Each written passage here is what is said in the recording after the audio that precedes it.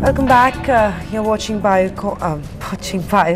Well, we've got the management of Biocon joining us on the phone line. Kiran Mazumdar Shaw, Chairman and Managing Director of Biocon, joins us. Thanks very much, Ms. Shaw, for joining us this afternoon on NDTV Profit. Shaw, just to get started, good set of numbers on the face of it. Sales have done quite well, up 10% year on year. Just noticed that the PAT number is actually down nearly 9% YOY. Give us details of what's happened. Well, like you very rightly said, we have delivered a good set of numbers. PAT numbers need to be viewed in a certain way, because I think the market estimates have basically probably factored in much higher licensing income. These numbers, of course, post Axicorp are at 70 crores. And if you were to compare the kind of licensing income recognition that we've done this quarter of 14 crores compared to 21 crores that we did last year, I think that sort of gives a clearer picture of how licensing income needs to be viewed on an annualized basis rather than on a quarterly basis. So our base businesses, of manufacturing and research services have done exceedingly well. I think licensing income has been muted, but deliberately so, because these are linked to development and regulatory timelines. And all I can say is that the current levels of licensing income recognitions will certainly ramp up as we go forward. Last year, for instance, the numbers vacillated between 21 crores to 77 crores. I think there was an expectation of it being sustained at slightly higher levels, and therefore I think I need to clarify that these are numbers that will be variable, and we hope that analysts and the markets will learn to view this not on a quarterly basis. Yes, ma'am. Also, can you tell us about your margins? Margins have more or less been flat. Can we expect this trend to continue going ahead as well? Well, one of the important aspects I should highlight is that if you remember, when Axicorp was part of the numbers, we had very low margins. We had 21% margin levels, which of course the markets were concerned about, because Axicorp was really a top-line contributor. But post Axicorp, we've seen these numbers climb up to 29% levels, and I think moving ahead, these are margin levels which are not only sustainable but have the potential to improve, given some of the kind of licensing income recognitions that will happen in the quarters ahead, given that we will see good traction from our high margin businesses, like our branded formulations businesses, some of the API businesses like fidaxomicin and others, which are going to be higher margin contributors to our growth.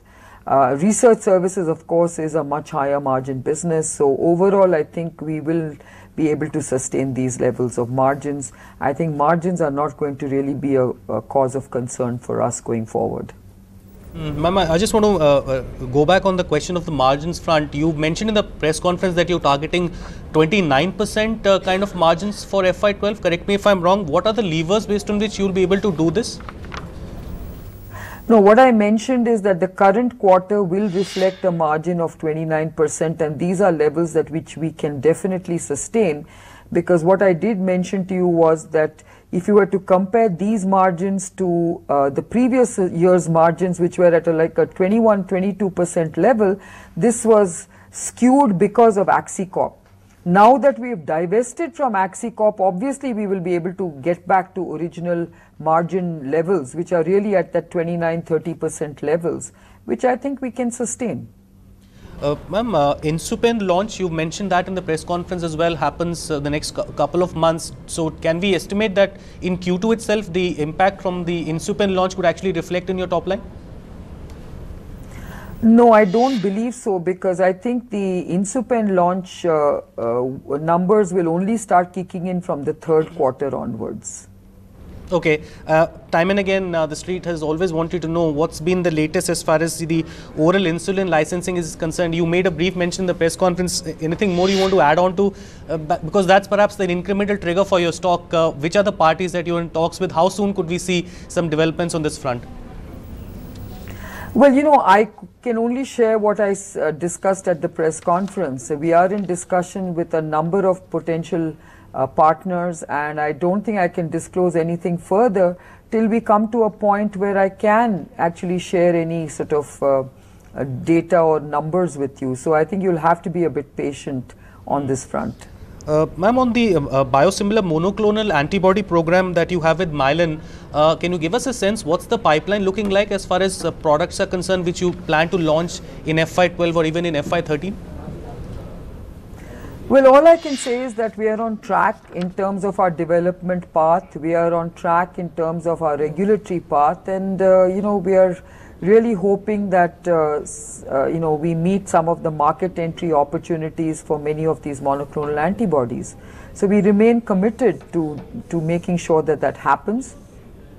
Both partners are pleased with the progress they are making on this partnership, and we are entering the clinic with these programs very, very soon. Ma'am, apparently the portfolio is also witnessing expansion. I'm talking about the API supplies, which now includes prostaglandins and peptides also. Can you give a sense of what's the total business opportunity like as far as these new forays are concerned for you? Well, in the interim, these are not going to be huge opportunities, but we believe that over the next 5 years, these can be another portfolio of products that could offer us fairly large opportunities, because right now it's not an overly crowded market, and we hope that it remains this way. And this could also be a pretty significant contributor to our API business. We do expect that there is a large global opportunity, and we will start sharing information in terms of how large this opportunity could be as and when we start developing dossiers for various markets. Ma'am, is it safe to assume that fidaxomicin supplies would start in FY12, and if yes, then what kind of a revenue flow would you actually estimate for that?